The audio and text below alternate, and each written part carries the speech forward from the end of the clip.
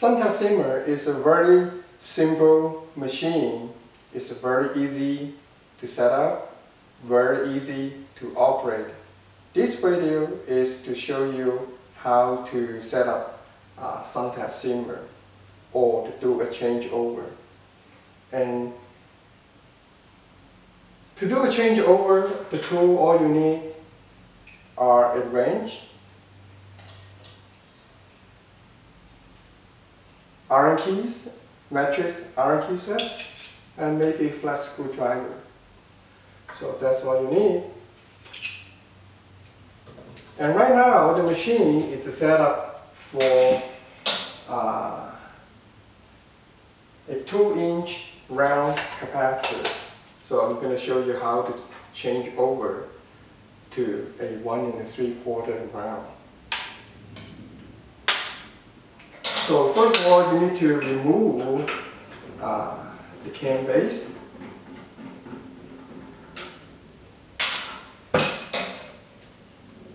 And then remove the chuck.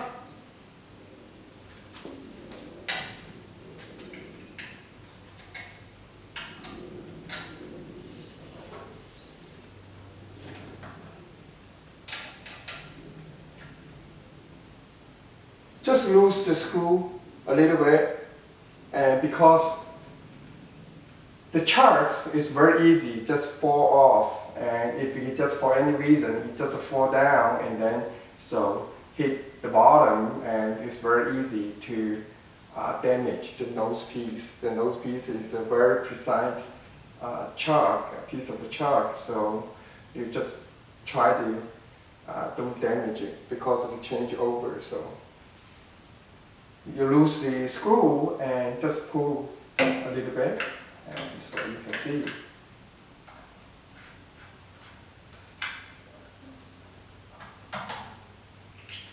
And now you can, the old chuck was out, and now you can see this chuck is for the 2-inch capacitors, and that is the one, and we're going to install a new chuck. This chuck is for 1 3/4 round. So the chuck. There's a keyway on the spindle, so you want to move the keyway in front of you. So that's made it a lot easier to align, for you to align the keyway on the chuck to the key. And so just select the S switch right in the middle, the 0 position, and draw this switch a few times until the key is almost in front of you for you to easy to see, and then that makes it easier to align with your keyway.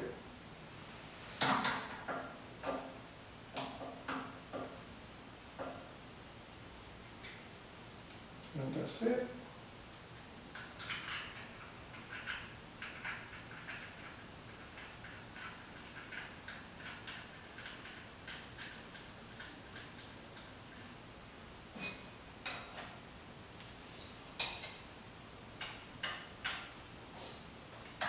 Just jog it a couple times and it will be good enough.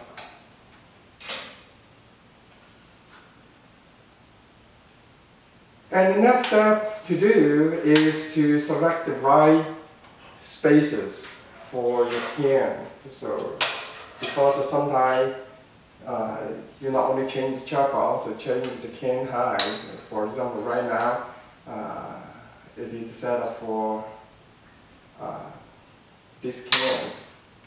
So we can take the pedestal around and use a half 20 threaded rod, and so you can remove the spaces inside.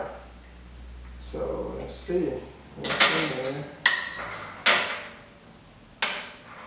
So basically, what's new, what's old, and then so you put these things together, once they align, pretty much have the same height, or you can, here in this case, you can even put one more here.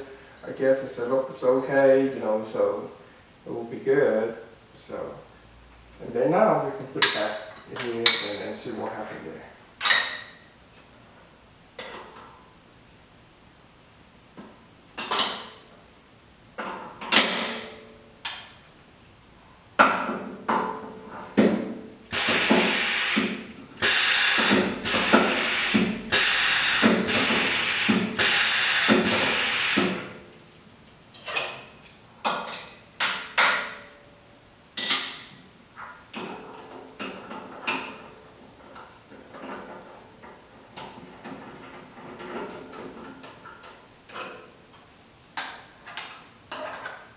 It looks like it's too much of a space. So you can see if it's not too much space here, you still can roll it, but it's not too convenient. So maybe it's a good idea to remove the stainless spaces.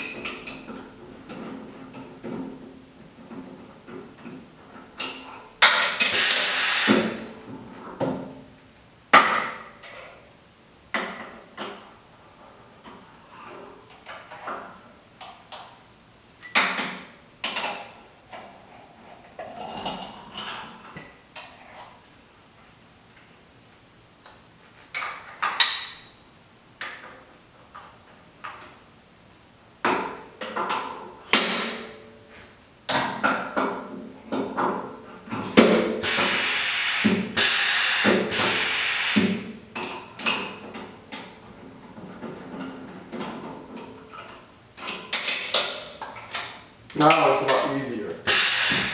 You can feel it. So just make sure you turn it, when the pedal is up in up position, you turn it and make sure you have enough pressure.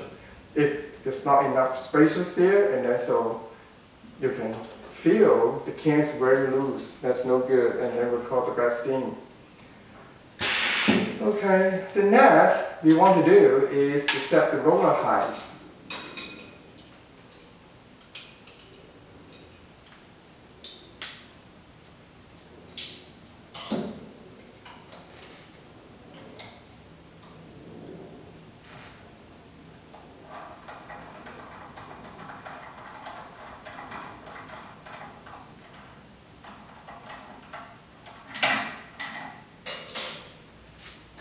The roller, both first roller and second rollers, pretty much the same, mounted on they work in the same principle. They mounted on a roller shaft.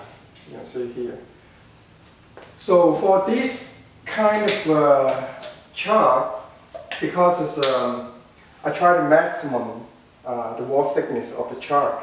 There's no lower shoulders on this chart. You can see it. So the traditional design of a chart usually has a step here or a shoulder. So that makes it easier to set up the roller height, because you can use the shoulder as a reference, to do it. But in this case, if you don't have shoulders on the chart, you have to use the cover as a reference. So you see the frame of the cover just at the bottom of the frame of the covers, and then to align the lower shoulder of the first roller. In the first roller there's a lower shoulder and upper shoulder. So in this case, because we don't have a shoulders on the chart, so we have to use the cover to do it as a reference to set up the roller height. So you can see the lower shoulders of the first roller, you need to be set it almost even to the bottom of the cover, the flange of cover. So they have to align it. So the roller shaft is secured by a M6 screw that basically just works as a set screw, and use a set screw to lock it on the roller arm. You turn it, you can see the thread here, you turn it, you can lower it, and move the roller, the whole set up and down. So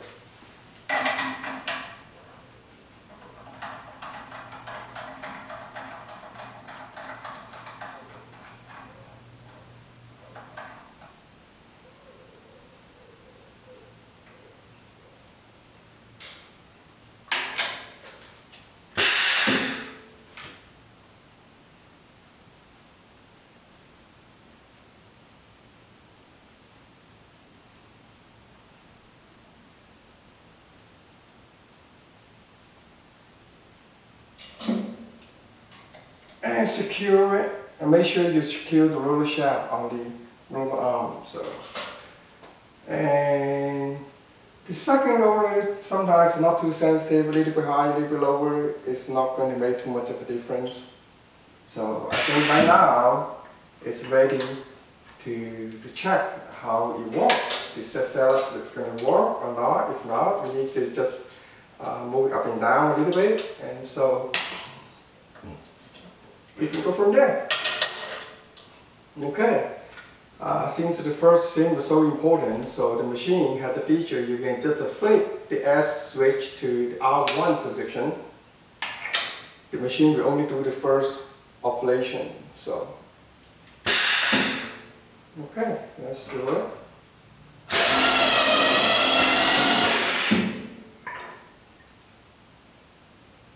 Looks like it's a very good thing. And now we flip the switch to the second roller. It will do the second roller thing only.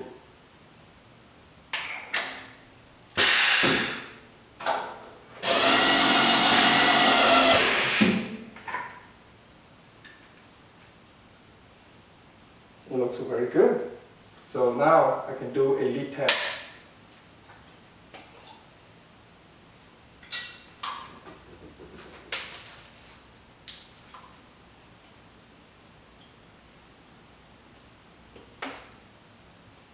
Oh, it's too full.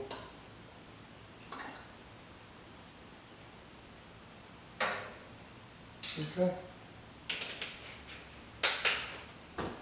So to do the lead test, basically just drop a piece of Arkansas, those stomach medicine, so into the water, and so we close it and see if it leaks or not. So this is simple.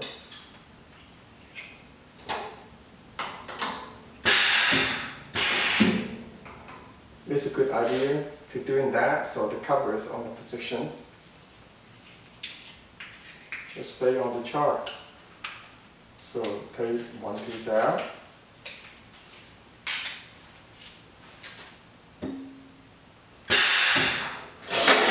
So,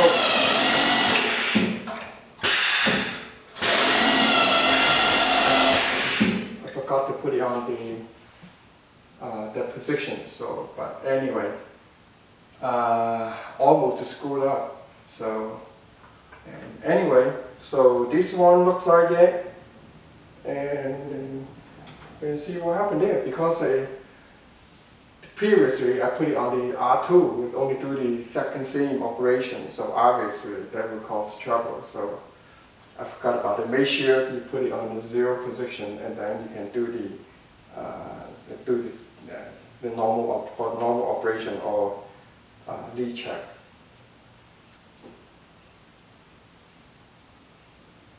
It looks very good. So almost screwed up, but it's okay. So we can keep talking, and then so give you a couple more minutes, and then just so see what happened there. So basically, right now you only show you to change the spacers and the roller, change the roller height, how to adjust the roller height. There's a few more things you need to do, especially you change it from one big size or one small size. What did you do? And right now this roller basically has about travel about maybe about ½ inch. That means within ½ inch, or maybe even within a $1/4 inch is the difference. You don't really need to adjust this position. But in case, so for example, you want to set it up for do a 4 or 5 inches can, so obviously there's not enough space here. So in this case, you need to move the roller arm, and so it's easy.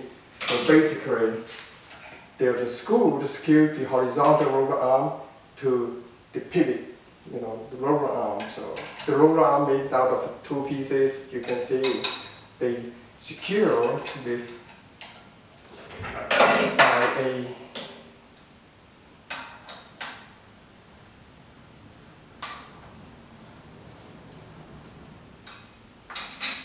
screw. You can see That is a keyway. There's a key that goes in here, you know, so it can slide in and out, and then the screw will secure this roller arm on the roller arm base.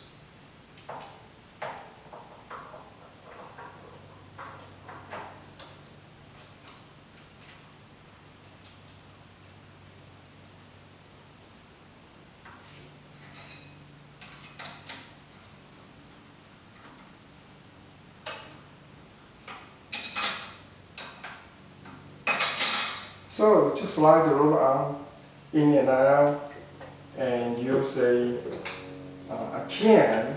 You see here, put a can on the chuck, and so make sure it has leave enough clearance for the cover, you know, unseam the cover to go through. So that cover, how this one set to move the roller in a horizontal position to make room for different sizes of cans and covers. You can do the same thing for the second rollers.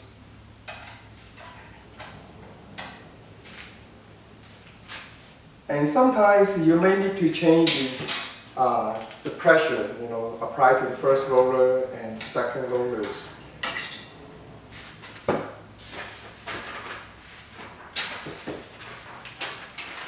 On the right side of the machine base, there are 3 solenoids. Those solenoids has built-in regulators.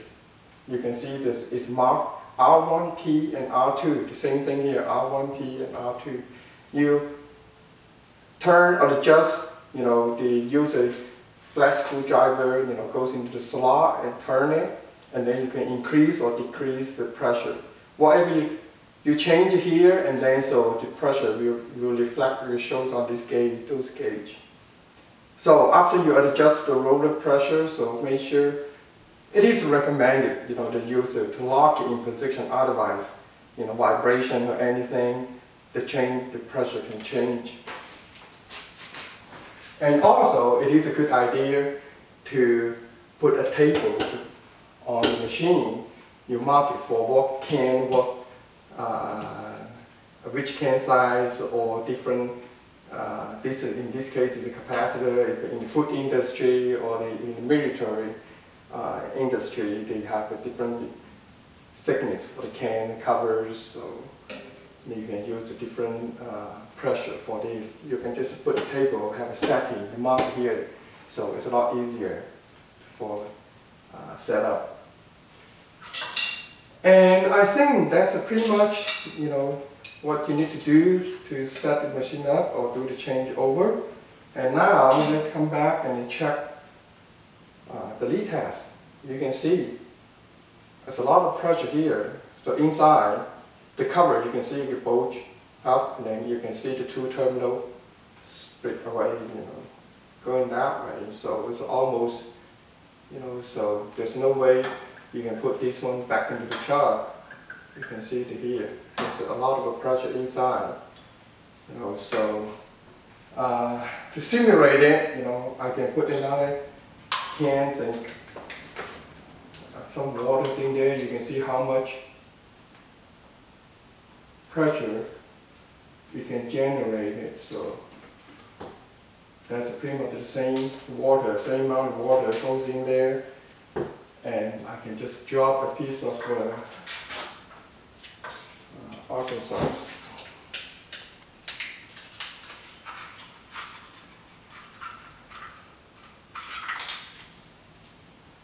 You can take a look at how much water or pressure will come out. You can see that.